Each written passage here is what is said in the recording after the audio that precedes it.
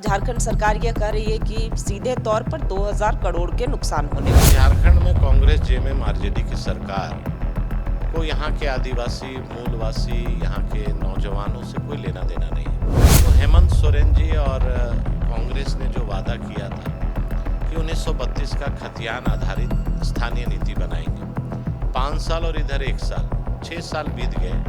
1932 agenda से बाहर आम गरीब और मध्यम वर्गीय के लोगों के लिए ये होने जा रहा है। कभी देश के जनता ने कभी नहीं सोचा होगा कि अचानक इतना स्लैब नीचे आएगा। हमारे एनडीए के प्रत्याशी का जीत सुनिश्चित है और लाख इंडी गठबंधन इधर उधर परेशान हो जाए, लेकिन एनडीए के प्रत्याशी की जीत सुनिश्चित है। सरकार केवल पेपर नहीं बेच रही है, पेपर केवल लीक नहीं हो रहा है, यहाँ नौकरी भी बेचने का काम हो रहा है। सरकार युवाओं को भी ठगने का काम कर रही है। जीएसटी में हुए बदलाव एक बड़ा ऐतिहासिक कदम है और ये हम नहीं, आम जनता भी कह रही है, राजनीतिक दल कह रहे हैं, एनडीए गठबंधन में जो शामिल दल हैं वो कह रहे हैं। भले ही एनडीए गठबंधन की तरफ से यह कहा जा रहा हो कि चुनावी दाव पेच है, लेकिन देखिए हमारे साथ बातचीत करने के लिए हटिया से विधायक है नवीन जायसवाल, जो बीजेपी से विधायक हैं।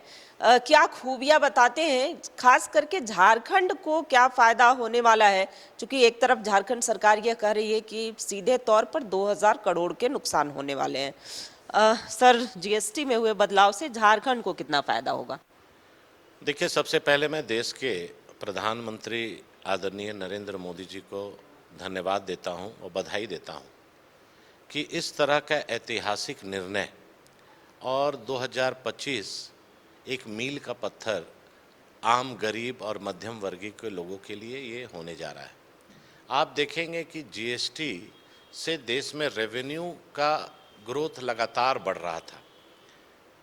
ग्रेजुअली हर साल 50,000 1 लाख करोड़ रुपया का मुनाफा केंद्र सरकार को हो रहा था और प्रधानमंत्री जी की सोच थी, लगातार 8-9 महीने से वो लगातार जो फाइनेंस मिनिस्टर का वक्तव्य आया कि मोदी जी ने उनसे बार बार कहा कि हम आम गरीबों को और मध्य वर्गीयों को कैसे लाभ दे सकते हैं जीएसटी में, उस पर होमवर्क करने के लिए कहा गया।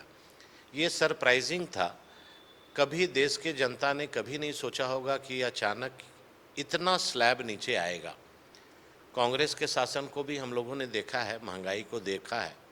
अब 28% से सीधे 18%, 10% का वहाँ पर बेनिफिट कंज्यूमर को हुआ। जहाँ 18% था वहाँ 5% में हो गया, तो 13% का वहाँ बेनिफिट हुआ। और जो डेली कंज्यूमेबल आइटम है, जैसे छेना है और भी चीज़ है, तो वो जीरो, जैसे जीवन रक्षक दवाइयाँ हैं, वो मतलब जीरो टैक्स पर वो उपलब्ध हुआ। और 22 सितंबर से ये पूरे देश में लागू जब होगा तो मध्य वर्गीय के लिए बहुत ही सुकून और गरीब के लिए ये 10-12%, 13% का हर जिसको उनको का 1500 रुपये का बेनिफिट होगा, तो ये आम लोगों के घर में पॉकेट बचेगा। इसके लिए मैं बहुत बहुत बधाई देता हूँ, धन्यवाद देता हूँ और आशा और उम्मीद रखता हूँ कि देश की जनता इसको सराहने का काम करेगी। बिल्कुल, तो जीएसटी से हर किसी को फायदा है, चाहे आम हो या फिर खास हो। सर, दूसरी बात कर लेते हैं, उपराष्ट्रपति के लिए जो वोटिंग हो रहा है, क्या उम्मीद रखते हैं? देखिए, हमारे एनडीए के प्रत्याशी का जीत सुनिश्चित है और लाख इंडी गठबंधन इधर उधर परेशान हो जाए, लेकिन एनडीए के प्रत्याशी की जीत सुनिश्चित है। उपराष्ट्रपति जो है सीपी राधाकृष्णन बनेंगे, ये बीजेपी को पूर्ण विश्वास है।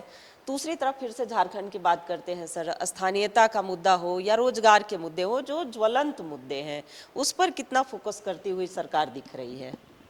देखिए, झारखंड में कांग्रेस जेएमएम आरजेडी की सरकार को यहाँ के आदिवासी मूलवासी यहाँ के नौजवानों से कोई लेना देना नहीं। आपको याद होगा 2019 में जब चुनाव हो रहा था तो हेमंत सोरेन जी और कांग्रेस ने जो वादा किया था कि 1932 का खतियान आधारित स्थानीय नीति बनाएंगे, 5 साल और इधर 1 साल, 6 साल बीत गए। 1932 एजेंडा से अब बाहर हो गया। यहाँ के मूलवासी आदिवासी को 100% नौकरी में प्राथमिकता मिलेगी। आज आप देखिए कि 60-40 का रेशियो जो लगातार लोग संघर्ष कर रहे हैं नौजवान, कि अब झारखंड के लोगों को कोई प्रायोरिटी नहीं मिल रही है। तीसरी बात, हर साल 5 लाख नौकरी देने के वादा से आज आप देखिए, आज के ही पेपर में जो टीचर्स का बहाली को लेकर, उसमें भी जो पहले रिजल्ट प्रकाशित हुआ उसमें भी 500 सीट अब कम हो गया। पहले आपने 500 अधिक का किया, अभी 500 कम हो गया। क्यों कम हुआ? जब हाईकोर्ट इंटरफेयर किया तो कहीं ना कहीं उनके रिजल्ट में डाउट था। जो पहले प्रकाशित किए आप उसको फिर अभी रोक लगा दिए। तो सरकार केवल पेपर नहीं बेच रही है, पेपर केवल लीक नहीं हो रहा है, यहाँ नौकरी भी बेचने का काम हो रहा है। यहाँ के लोग संघर्ष कर रहे हैं, नौकरी की आस में यहाँ लगातार बच्चे पढ़ रहे हैं, तैयारी कर रहे हैं, लेकिन सरकार युवाओं को भी ठगने का काम कर रही है। सदन से सड़क तक आवाज उठाएं। देखिए, निश्चित तौर पर सदन में भी, सड़क पर भी सभी हम लोग भारतीय जनता पार्टी के कार्यकर्ता लगातार संघर्ष किए हैं, आगे भी करेंगे। जो जो मुद्दे आज यहाँ स्थानीय नीति का जो बात करने वाली सरकार, आज उनको स्थानीय नीति अब पसंद नहीं आ रही है, यहाँ के लोग पसंद नहीं आ रहे हैं। आज देखिए, नगड़ी में 250 एकड़ ज़मीन पर जो तत्कालीन 1956 में कृषि विश्वविद्यालय की स्थापना हुई थी, वहाँ पर भी उस समय भी इनका ज़मीन एक्वायर हो रहा था। वहाँ के तत्कालीन मुख्यमंत्री यहाँ नगड़ी आकर स्थल निरीक्षण किए और उसके बाद ये ज़मीन रैयतों को, कृषि योग्य भूमि को वापस कर दिए।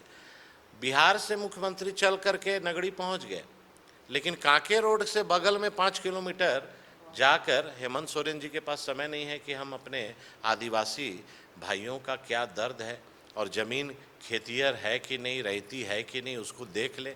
बिहार के समय न्याय मिला और झारखंड में आदिवासी मूलवासी कहने वाली सरकार आज आदिवासी की ज़मीन को छीनना चाह रही है। आप देखिए कि सूर्या हांसदा जो संघर्षशील नेता के रूप में उभर रहे थे, 4 चुनाव उन्होंने लड़ा था और उसको एक अपराधी बनाकर फर्जी इनकाउंटर करके एक आदिवासी नौजवान की हत्या तब हुई जब गुरुजी का श्राद्ध क्रम चल रहा था। तो ये बहुत दुखद है। हर मामले में ये सरकार फेल है, चाहे रोजगार देने की बात हो, चाहे स्थानीय नीति की बात हो, चाहे यहाँ के मूलवासी आदिवासी का हक देने की बात हो, चाहे यहाँ के डेवलपमेंट की बात हो, चाहे यहाँ के विस्थापितों की बात हो। आप HEC का विस्थापितों की बात को देखें कि 6 साल पहले रघुवर दास की सरकार में हम लोगों ने विस्थापितों के लिए घर बना के रखा, 400 घर बन के अब कबाड़ा हो रहा है। तो ना ज़मीन सरकार वापस की, ना घर दी, आज ना लोग घर के हैं ना घाट के हैं। तो ये सरकार से अब उम्मीद बहुत किसी को नहीं लग रहा है और निराशा में झारखंड के लोग हैं। आगामी दिनों में प्रदर्शन भी करने वाले हैं, आप लोग सड़कों पर उतरने वाले हैं। निश्चित तौर पर जब लोकतंत्र में जब बात नहीं सुनी जाती है तो हम लोग सड़क से लेकर सदन तक संघर्ष करेंगे। सूर्या हांसदा के मामले में लेकर हम लोग 11 तारीख को घेराव करेंगे। नगड़ी का ज़मीन रैयतों को वापस किया जाए उसके लिए घेराव करेंगे। सरकार लाठी और डंडे से और केस करके इसको दबाना चाहती है तो आप लाठी और डंडे चलाते रहिए, लेकिन लोकतंत्र में जो संघर्ष हमारा अधिकार है वो हम लोग करेंगे। बिल्कुल, तो प्रमुख विपक्षी पार्टी बीजेपी चुप नहीं बैठेगी और राज्य के वो हर एक ज्वलंत मुद्दे जो हैं वो सदन से लेकर सड़क तक सुनाई देंगे। हमारे साथ खास बातचीत कर रहे थे प्रमुख विपक्षी पार्टी से और सदन में मुख्य सचेतक के रूप में भी हैं नवीन जायसवाल जी, इनका बहुत धन्यवाद। कैमरामैन मानस के साथ रुचि शर्मा, न्यूज़ 11 भारत, रांची।